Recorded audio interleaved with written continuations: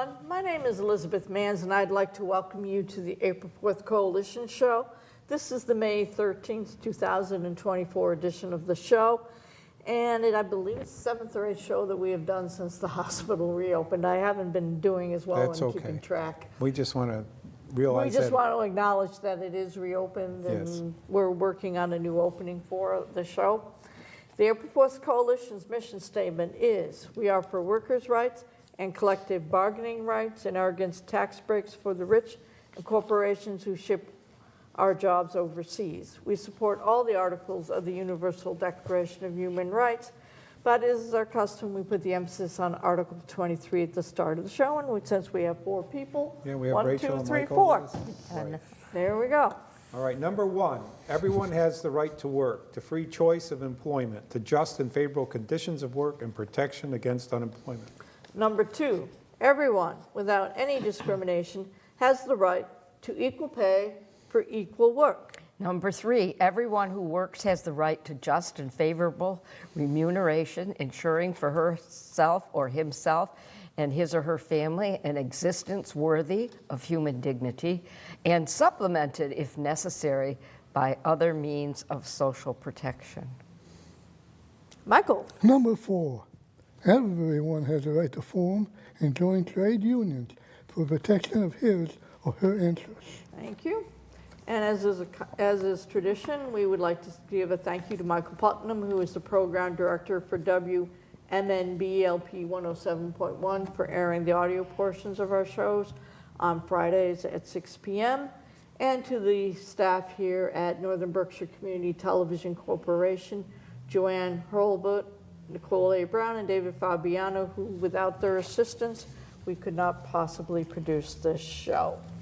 And Rachel, welcome back. I know it's been like almost a month for us.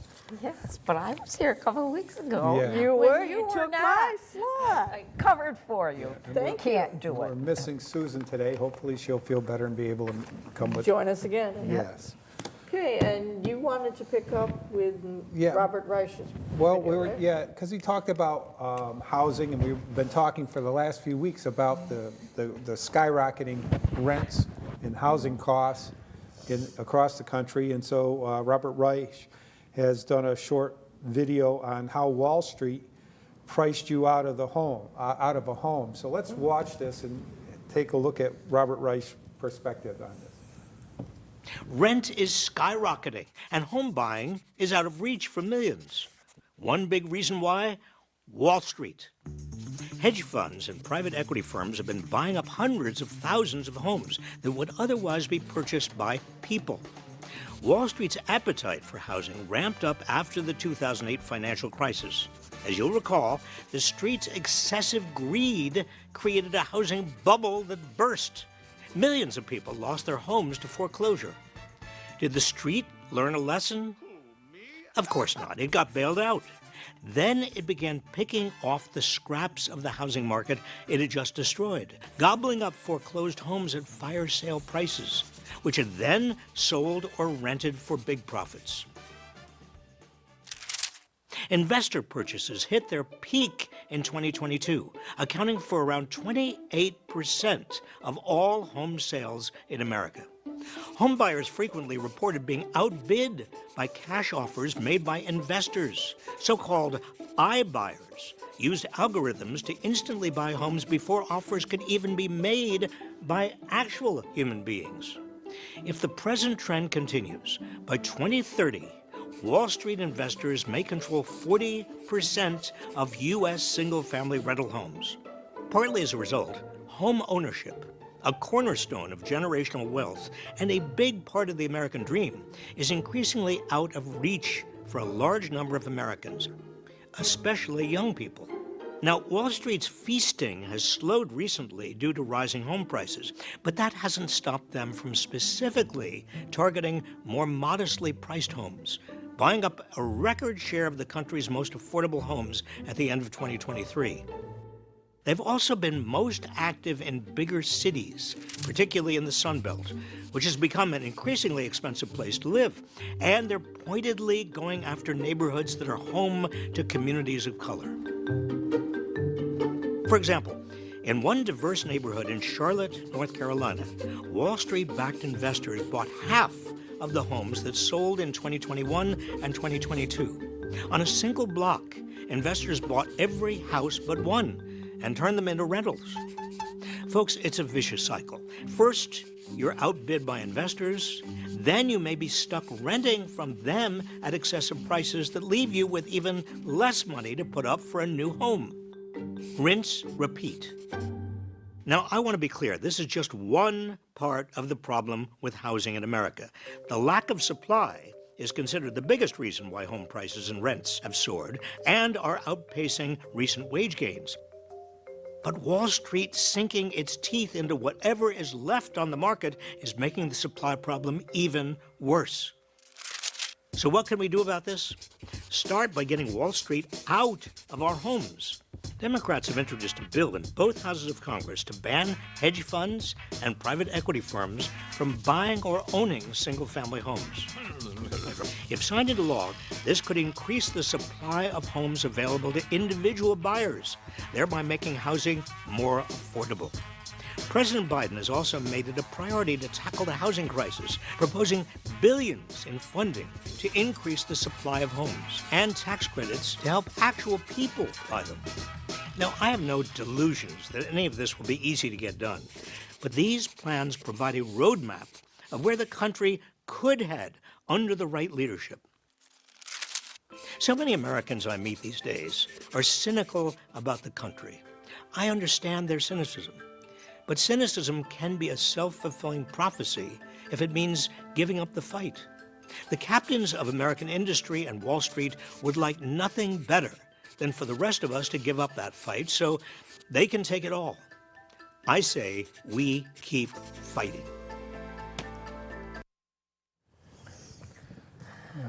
Whoa. Whoa. I don't think it's just a lack of single-family homes. It's also the lack of the pushing it out to rehabilitation.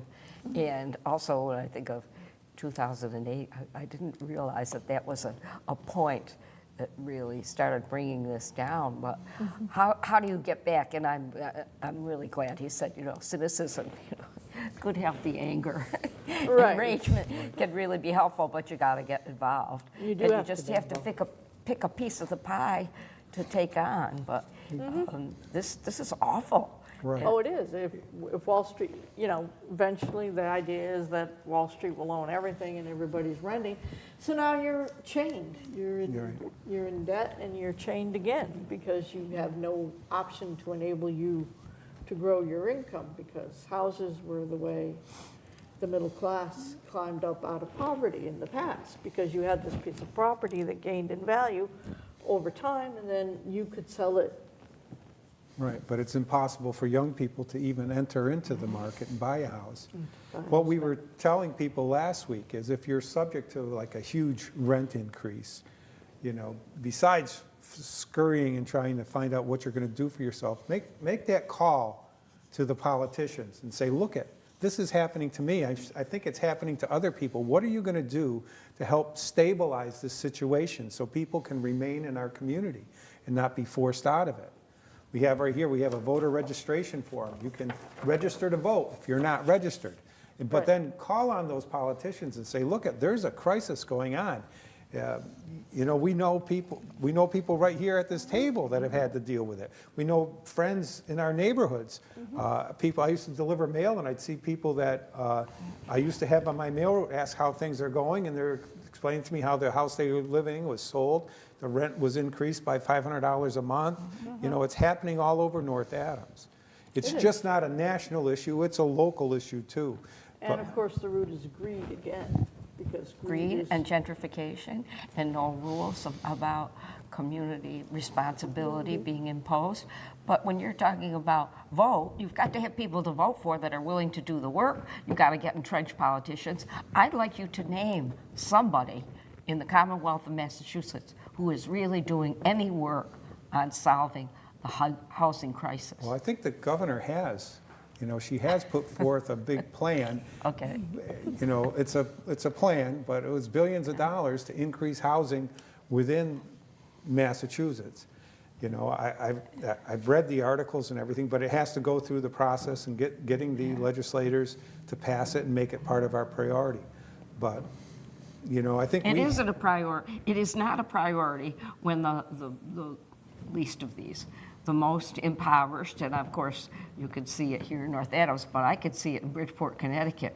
People for Little Liberia in the south end of Bridgeport, their family wealth destroyed when they cut off all the businesses in the south end of Bridgeport.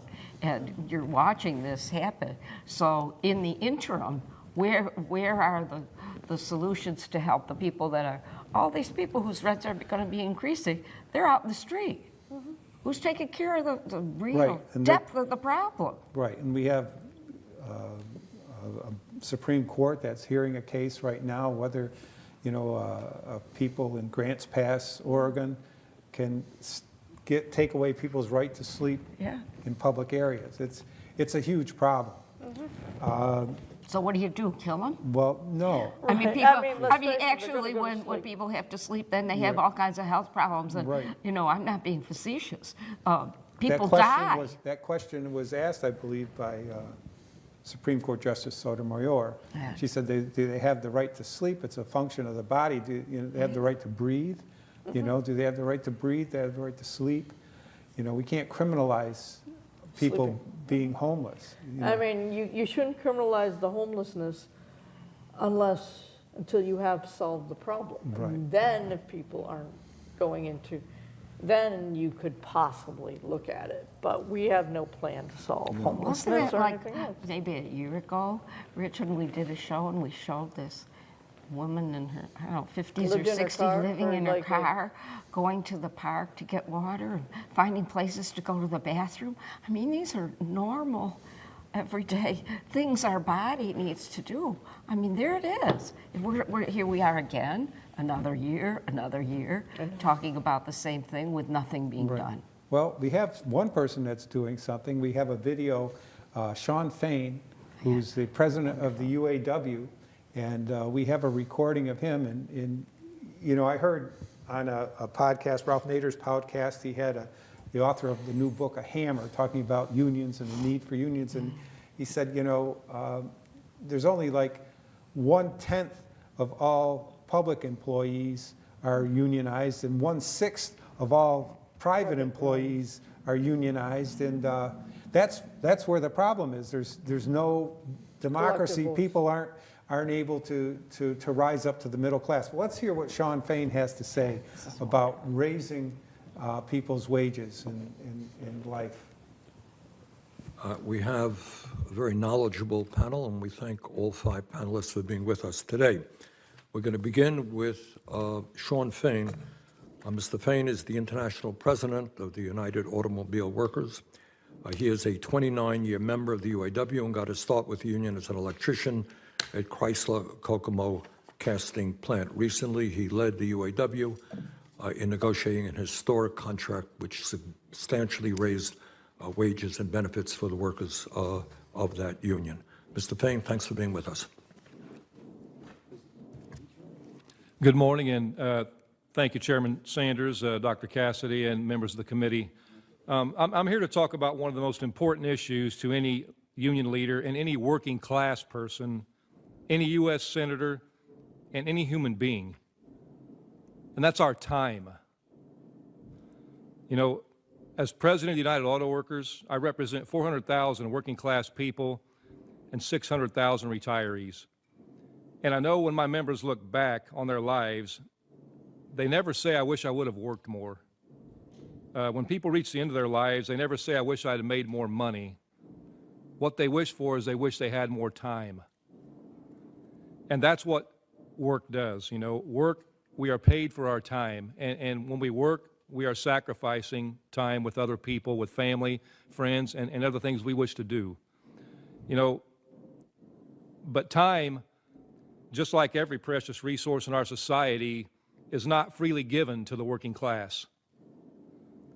Since the Industrial Revolution, we've seen productivity in our society skyrocket. With the advance of technology, one worker is now doing what 12 workers used to do. more profit is being squeezed out of every hour, every minute, and every second. There was a time when this phenomenon was supposed to lead to workers getting their time back, getting some of their lives back. Nearly 100 years ago, economist John Maynard Keynes spoke of the future of workers' time.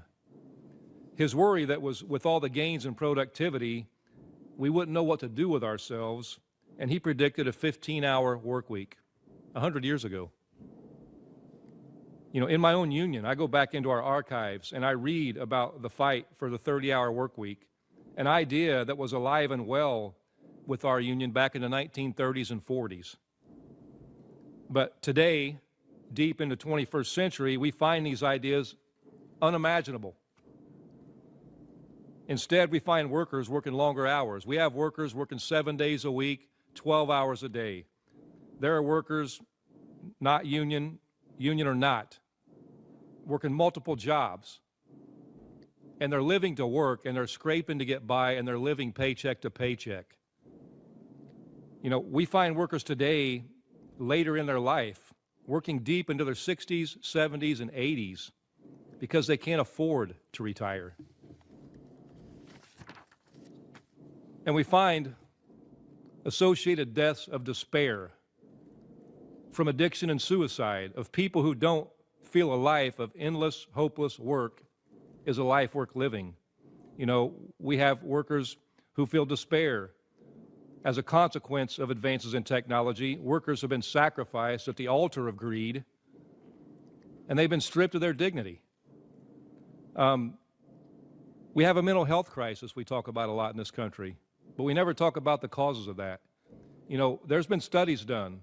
You know, increases in stress from working 7 days a week, 12 hours a day, you're sacrificing family life, things you want to pursue. It causes an increase in cortisol levels, which lead to heart disease, cancer, strokes. You know, but given all those facts, if someone is lucky enough to get to retire, typically when they've worked themselves to death their entire life, they face knee replacements, hip replacements, shoulder surgeries, and the rest of their lives figuring out how they're going to survive. So, you know, it's sad to say that in 1933, the U.S. Senate passed legislation to establish a 30-hour work week, but due to intense corporate opposition, that legislation failed. But in 1940, President Franklin Delano Roosevelt signed the Fair Labor Standards Act, establishing a 40-hour work week. 84 years ago, the 40-hour week was established. And since then, we've had a 400% increase in productivity, but nothing's changed. You know, that was why we had in our Big Three campaign, we had our stand-up strike. We raised the flag for a 32-hour work week. This isn't just a union issue, contrary to what some people want to talk about. This is a working class issue. And that's why 75% of Americans in our contract fight stood with us in that fight, because they're all living the same reality. You know, who's going to act to fix this epidemic of lives dominated by work? Are the employers going to act? Will Congress act? You know, how can working class peoples take back their lives and take back their time?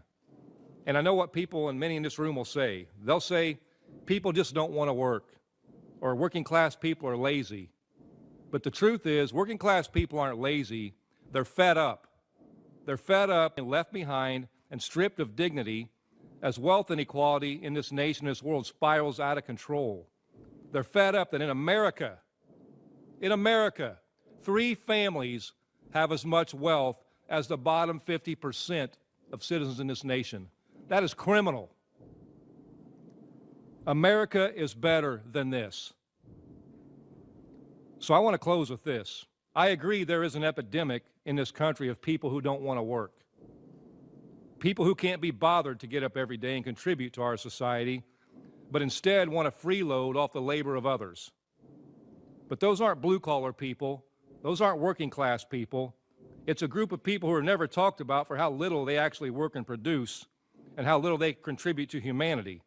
The people I'm talking about are the Wall Street freeloaders, the masters of passive income, those who profit off the labor of others have all the time in the world, while those who make this country run, the people who build the products and contribute to labor, have less and less time for themselves, for their families, and for their lives. So our union's going to continue to fight for the rights of working class people to take back their lives and take back their time. And we ask you to stand up with the American workers and support us in that mission. Thank you. Here, here. Phenomenal. I know, we never think about it, how much free time the wealthy have in comparison. My stepson has a 40-hour work week job. He's getting paid above minimum wage. He's like $17, $18. And he still can't make ends meet because rent and food and everything else. And he's doing part-time jobs on the side, trying to do it. So I hear him every day make this comment and this complaint. And he asked me, how did I do it? I said, I was lucky. But I also worked for a very long time to get to the plateau where I was fortunate. But he doesn't see that plateau. I don't see that plateau for him coming. That period where you are making enough so that you can relax and do things on the weekend or do things at night and not worry about it. Right. Well, the games too, the most I ever made working 40 years was $22, and of course it's this patriarchy thing. But I remember when I first went into management, and I'm on a salary, but they didn't tell you every hour you work over, you're not going to get paid for overtime until there was a fight for that. So I'm working 50, 60, 70 hours a week on a terrible salary. Oh, yeah. With a free education that I couldn't take advantage of because I couldn't stop working. Right. So there are multiple problems. Yeah. I've been retired, and I've been trying to active to get people politically involved. Like, I'll go up to this one guy that I know would be interested. He says, I'm working 3 jobs. I can't. I don't have time to give anything to the community. And that's what's breaking down our society. I know when I was working. I mean, I had 4 children, and they all went to college. I mean, I was working as much overtime as I could get. I was working usually 6 days a week at that job and probably longer hours. But you had a choice of the overtime. Right. Well, people sometimes you do. Yeah, Sometimes you do. Sometimes you do. But the You people- get forced. You get forced overtime. I know people who are working 3 jobs. Right. How can they possibly involved in community? How can they Right. possibly be part of trying to find a solution to Right. this? How can they be Yeah. politically involved or involved in Right. their communities? They can't. I was a senior carrier, and I was still getting forced to come into work on Saturday, 6 days a week. And prior to that, before I had my head injury in 2014, I was working a second job. I was working, 5 hours a night at the college library on Sunday and 5 hours a night on Wednesday nights. I would come home from one job and just go to the other. I mean, free time is we all very, know it. very important. And, I think his call for a 32-hour work week, Admirable. yeah. Admirable, and it has the advantage of possibly putting other people to work as well. Right. Because it's not like manufacturing is going to shut down for that 5th day or however they distribute the 32 hours. They're still going to want that, so they're going to need bodies to make up this 4-day work week or whatever it's going Not to be. bodies, people. People. I said it wrong, And I the elephant apologize. in the room right now is artificial intelligence. That's the elephant in the room. And there was the mechanization in those years and the loss of jobs, like in the car industry and other automobile industry. It's those things that are also coming Right. at people that Right, are and that's- inhibiting their lives. And we had that video too about the guaranteed income. Have a guaranteed base income for everybody Yep. with AI. But we should Yep. make it livable. Do we have time for one more? Yeah, we have one more video. It's Good. about Gaza. It's put together by unions in New York City. They're calling for a ceasefire. Each day we go to work and we tirelessly try to provide for ourselves and our families. And rather than support their hardworking citizens and provide us with benefits such as healthcare, food security, safe housing, and more, our government is taking money each week out of our paychecks and sending it to Israel to fund the current genocide happening to our brothers and sisters in Palestine. Shame! Ceasefire now! Ceasefire now! Ceasefire now! AIPAC is an organization that fundamentally distorts our democracy. They fund corporate Democrats so that instead of listening to us who want a ceasefire, they listen to a few far-right millionaires who say, no, none of that ceasefire stuff. And you know what? We're not going to let them do it because we are the majority. Instead of listening to the people that elected them, the Biden administration and corporate Democrats are cutting deals with right-wing Republicans to impose extreme, cruel sanctions on migrants at our borders. We see this as a working-class struggle, and we must engage. An injury to one is an injury to all. We are here to join you today, our fellow union family members, the social movements, everyone clamoring for peace. We're united behind you, calling for a permanent and immediate ceasefire. As workers, we create the wealth that our government is using to subsidize the bombardment of Gaza. As organized workers, we can and we must bring this war machine to a halt. As physicians, the privilege of our profession compels us to speak up. Doctors are being forced to care for the injured without medication, without anesthesia. So a ceasefire now and solidarity forever. Ceasefire now, solidarity forever. Let's get more and more unions behind us. It's just horrifying. And what is it, almost 35,000 people already murdered, slaughtered in Gaza, and the women and children. And it's not even counting all those who are injured and horribly treated and horribly attacked. This is just it's beyond words to... Yeah, Israel is embarking on genocide at this point in time, I would say. The starvation, Yeah. this A neighbor... weapon of war, Yeah. starvation. The National Labor Network, for a ceasefire, they support an immediate ceasefire in Gaza between Israel and Hamas, restoration of basic human rights, immediate release of hostages taken by Hamas, unimpeded full access for humanitarian aid, and ask for our president to call for a permanent ceasefire. And they are moving the people from Rafah again. How to many somewhere else. times? Where are these people? They have These nowhere to go, human actually. beings that are horribly treated. Where are they supposed to go? It's sad, and it's our tax dollars that are paying Yep. for this. Well, Russia is also involved here too. Because Russia's, I think, played behind the scene. The more people get killed, the powerful the country is. And so say that Russia has a lot to do with this. Well, Russia benefits from the ball being taken off of them and onto this one just as much. They had a reason to want Hamas to do the attack. No, I lay this at complicity at the Right. United States. Okay, folks, Yeah. and on Rachel's last word on that, we'll continue Power to discussion next week. Ceasefire now.